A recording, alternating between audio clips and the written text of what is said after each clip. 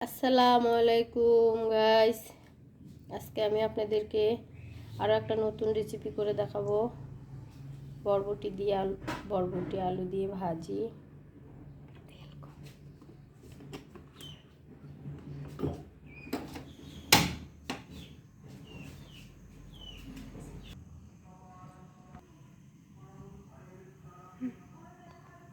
এখন আমি এখানে দিয়ে দেবো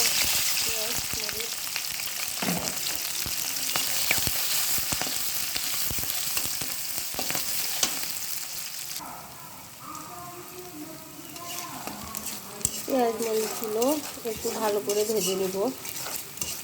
যখন একটু ব্রাউন কালার হয়ে আসবে তখন আমি হলুদ, আদা, রসুন এবং বরবটি সব দিয়ে দেবো। এখানে আপনারা দেখতে পাচ্ছেন আমার পেঁয়াজ এবং মরিচ অনেকটাই ভাজা হয়ে গেছে। এখন আমি এখানে তেলের মধ্যে দিয়ে দেবো হলুদ গুঁড়ো। হলুদটা তেলে দিলেই অবশ্য কালারটা ভালো আসে এবং হলুদ থেকে গন্ধ করবে না। যে কোনো হলুদ আপনি তেলে ব্যবহার করলে আপনি নিজে বুঝতে পারবেন হলুদের কোনো গন্ধ থাকবে না, সেটার অন্যরকম ইয়া থাকে। এখন দিয়ে দিচ্ছি আদা রসুন বাটা।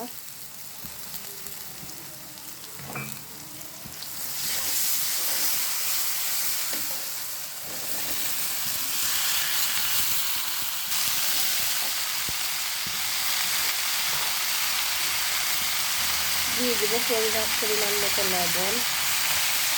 এখন একটু নেড়ে চেড়ে ঢাকা দিয়ে দেবো। যেহেতু এটা বরবটি,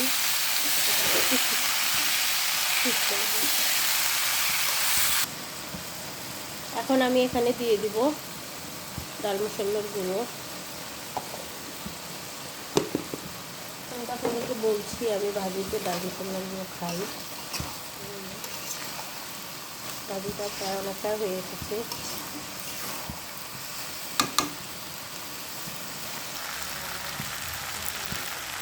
ভাজিটা হয়ে আসছে। আমি এখন ভাজি তেল ছাড়ে দিচ্ছি। যখনই কোনো কিছু তেল ছাড়ে দিবে তখনই বুঝবেন সেটা হয়ে আসতেছে।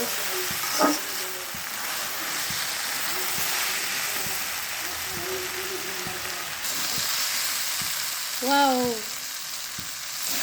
ফাইনালি আমার ভাজিটা হয়ে গেছে। বরবটি ভাজি খেতে আমার খুব ভালো লাগে। আমার ফেভারিট বরবটি ভাজি, পছন্দের খাবার।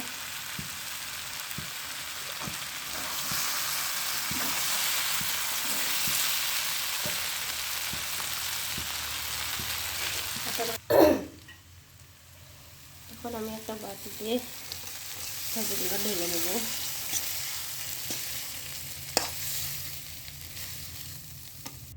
ওয়াও, ভাজিটার কালার খুব সুন্দর হয়েছে। আপনারা এভাবে রেসিপিটা তৈরি করে খাবেন।